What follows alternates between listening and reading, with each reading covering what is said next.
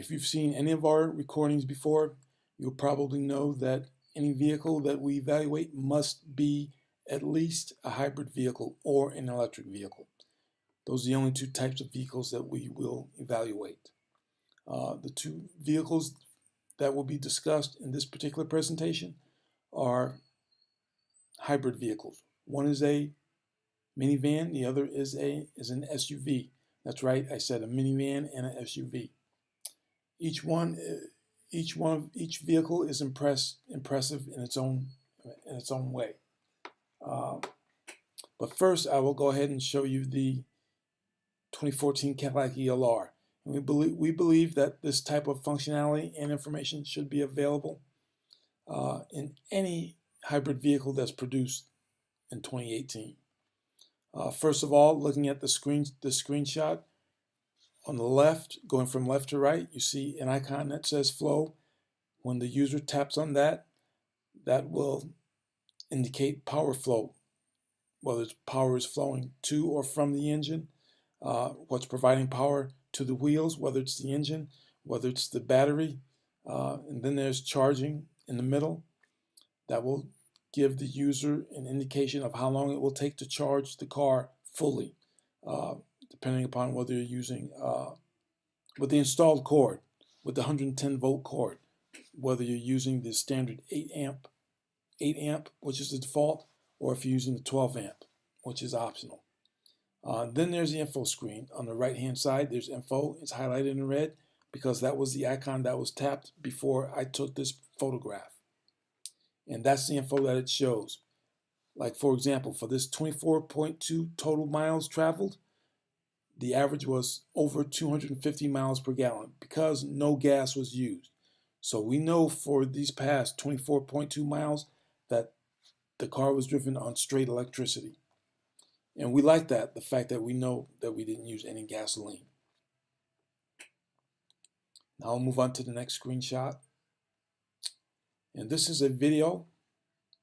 And you see flow is highlighted in red because that was the icon that was tapped. And we took a video of this. And you see it's going to alternate. At the top of the screen, it's going to alternate from battery power to regenerate power, regenerate recovery. And there it is, regen power recovery. And that is not because the brake is being touched. It's because the pressure on the accelerator is being decreased very, very slightly to modulate speed to some extent, either because we're going down a hill or going around a curve. And the electronics kicks in very, very quickly to regenerate power. And it's very sensitive, and it's absolutely phenomenal. It works absolutely fantastic. And here's another video showing the same thing under different circumstances, obviously. The lighting was very different here because you can see the reflection of the hand in the camera in the video. It's going to alternate between battery power and regenerating again. And there's the regen power recovery once again. And it will appear from the alternating of the battery power to regen that the foot pedal is being tapped and alternated systematically, but it's not. The electronics is very, very sensitive, but it does not result in a jerking motion of the vehicle, not at all. The car drives very, very smoothly. I'll move on to the next. Okay, now this is the 2018 Pacifica Hybrid. Yes, the 2018 Chrysler Pacifica Hybrid. And the interior of this particular model that was examined was the limited. It's the limited edition. And it has an absolutely outstanding interior. Now the advantage that we like, the advantage of this minivan over any SUV that we've been in or seen up to this date is that there's no advantage to sitting in the front seat in this particular vehicle. Every passenger in this vehicle has the same amount of legroom and headroom. It is absolutely phenomenal. It's absolutely great. It's absolutely wonderful to sit in no matter where you're sitting inside of this vehicle. I'm 6 foot tall and there's absolutely plenty of room. There's no compromise in here. And there's another shot of the interior. And you see one of the monitors on the behind the driver is slightly in the up position. We didn't want to push it too far up because we didn't want to hurt anything in the vehicle because it's brand new. And the monitor behind the passenger seat is in the down position.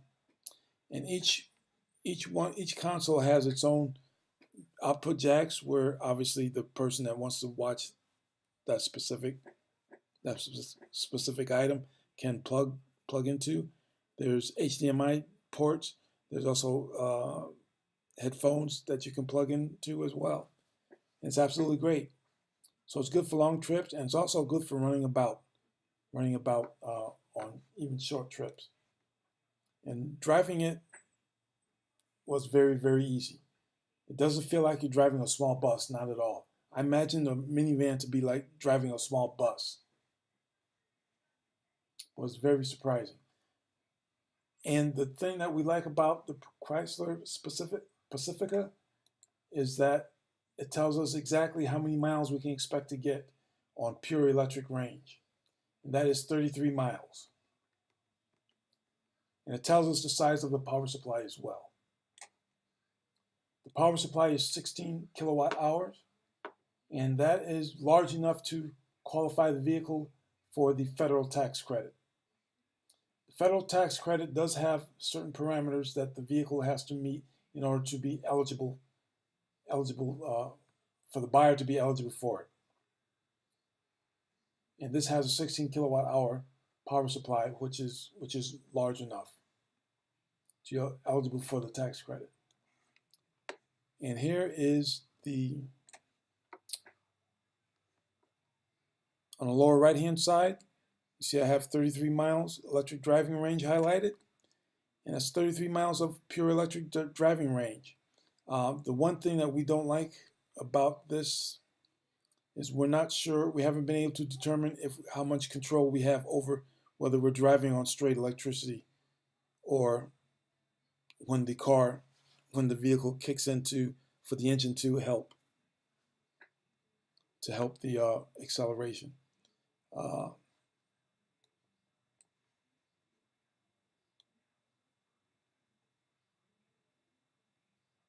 And it does have indications to let us know when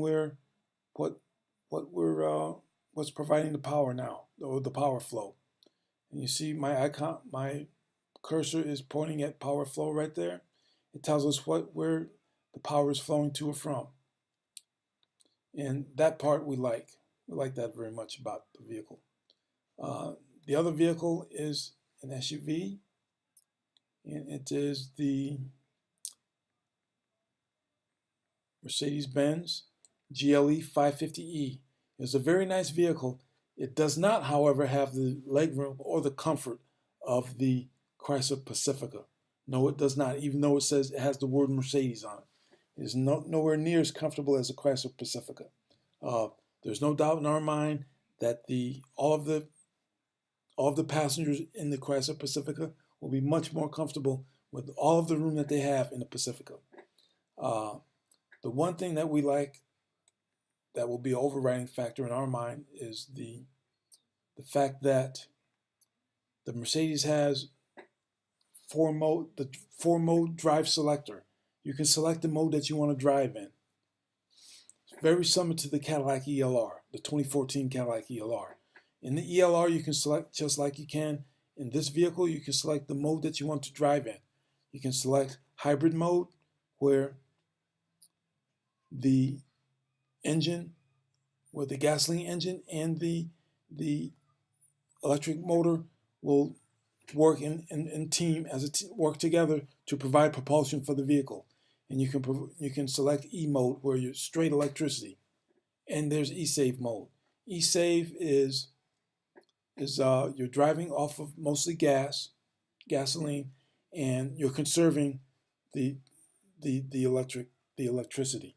The electricity is being used automatically, maybe as needed. And then there's charge mode. The Cadillac ELR also has this mode where you can drive, where propulsion is being provided by the gasoline engine, and the engine is also working to provide output voltage to add to the state of charge of the power supply, further increasing your range so that if you're on a long drive, you can go ahead and you don't have to stop and charge necessarily. You don't have to stop and charge. You can drive long distance and let the engine run while you're driving, and over several miles, then the state of charge of the power supply gets to a point where you could go ahead and cut over to straight E mode if you want to. And we absolutely love that feature about this vehicle. Now, unfortunately, the Mercedes is approximately $20,000 more than the Pacifica Hybrid.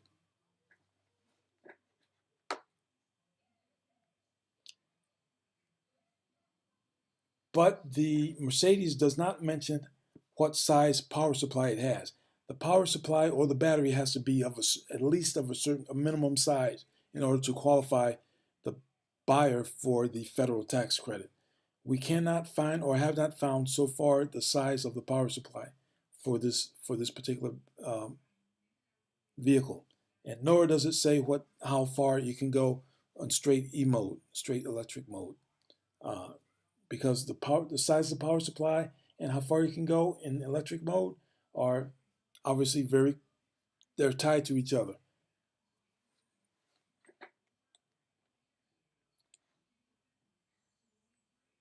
If the Mercedes qualifies, and we're going to do some more research on the Mercedes, if the Mercedes qualifies for the federal tax credit, then we will look more. We'll look at the Mercedes in a much better light.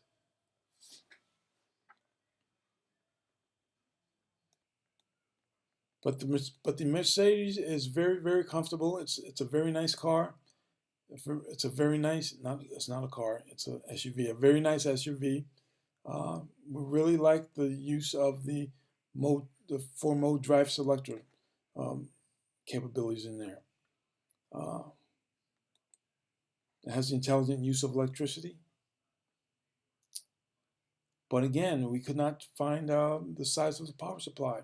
We're going to continue to do some research on this vehicle, and while we see where the engine will run to recharge the lithium-ion battery.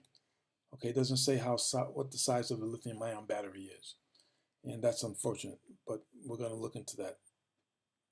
We believe that that's very important, because some companies, BMW being the prime that comes to my mind, some companies will make a vehicle and call it a hybrid, even though you only get about 10 miles worth of range out of it, which is almost useless.